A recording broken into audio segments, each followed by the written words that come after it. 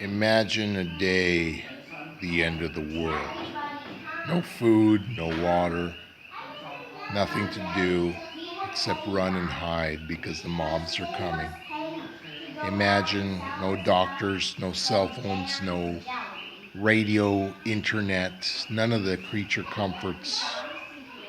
Imagine not being prepared. You've been warned, we've all been warned by prophets and preachers and scriptures for the past 100,000 years. Have we done anything about it? Well, most of us haven't. Most of us haven't even prepared a week, let alone a year. Now, don't you want to know what it would be like, your procrastination? Don't you want a taste of what you would go through if you didn't prepare? Because you're not prepared now. Nobody is. Nobody was. Nobody was prepared for day 3. Day 3 was still the Goldilocks season, the honeymoon. The honeymoon.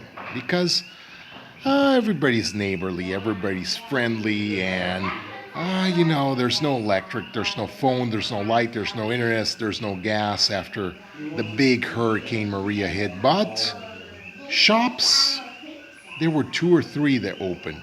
2 or 3. And they were still open for business. So first thing we did was go downtown and think to ourselves, let's get ourselves some gasoline. But the gas line was ridiculous. It was down the street, but gas was open, so you could get gas. You could get some gasoline in your car. I mean, it was inconvenient, but you could get some gasoline. And then driving down the street, even though you saw the destruction, the telephone poles down on top of people's houses and cars, and it just all the destruction that was everywhere. The bakery was open. You could get some nice French bread, fill up. You can go to the pizza place. They opened up. In fact, the hardware store, not the big Home Depot, but a local little hardware store opened up. And I was able to get some rope that I thought I was going to tie my tarp down with. But beside all that, a local grocery store, they had probably half their shelves empty, but they were open. So I went in there, I got a flat tire, and I went to get some Fix-A-Flat, and they had plenty of Fix-A-Flat, so I bought 3 bottles just in case, and I came out. And there was a friendly guy, and he offered to help me pump up my tire, and he didn't. He was friendly neighbor, friendly guy.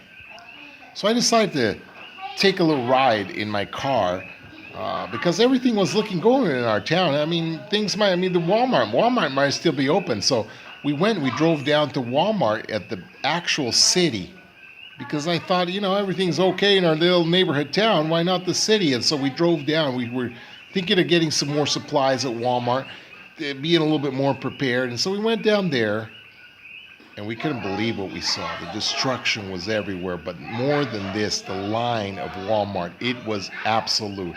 It stretched around Walmart all the way to the Home Depot next door. And Walmart didn't have their doors open. They had a sign that said 1 at a time. And they had a little slit. Everything else was boarded up. A little slit where a person could sneak in there, just slide in there, and walk out with a little tiny bag of groceries, a little tiny bag. Now, nobody was prepared for this. Nobody. Because the city people had no supplies. Nobody bought anything. And in the city, there's no water, there's no food.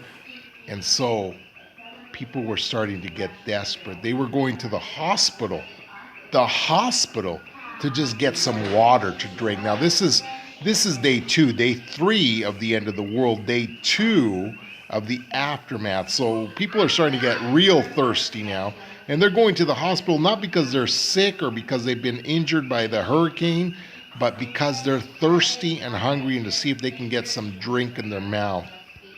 So I quickly drove from there, seeing the devastation and seeing the look on people's faces. Still not wild creatures, but the look on their faces. You know what happens when you start to get hungry and thirsty after 2 days, 2 days of destruction? I was starting to get a little nervous, so I drove back. And as I drove back, I thought I better hit that grocery store again. And I told my son, these people in this town, they don't know what's going on, because I can't believe they're still selling food at that grocery store. If it was me, if I had that much food, I'd be keeping it for my family. Well, they were selling, but when they got there, when we got back to that grocery store to get some more, they were closed. And then so we thought we better get some gas. So we're down to a half tank of gas. And we got to the gas station, and when we got to the front of the line, the person in front of us got a little bit of gas, like $3-4 worth in a little tiny can. And then they cut off the line. They said, you know what? We only have 500 gallons left in our tanker. No more.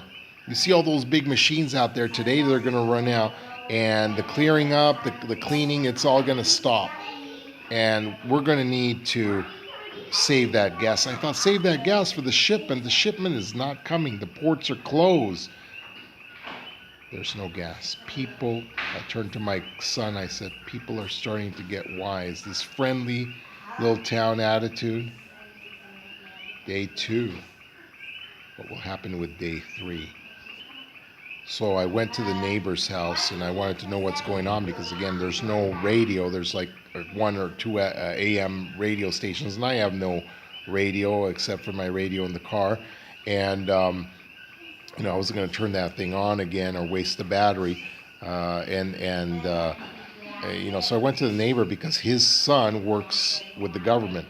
And so I went to the neighbor and asked him if he knew anything about the other 2 systems or 3 systems that are supposed to come hit the island again, or in the end of the world, or if he knew anything about the water.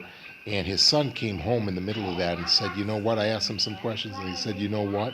The water system is destroyed everywhere. The whole island is destroyed. There's no water, and it's not going to come. It's not going to come for who knows how long. Luckily, up here in the little mountainside that we're at, in the little countryside, there's some spigots of water that actually are connected to some spring water.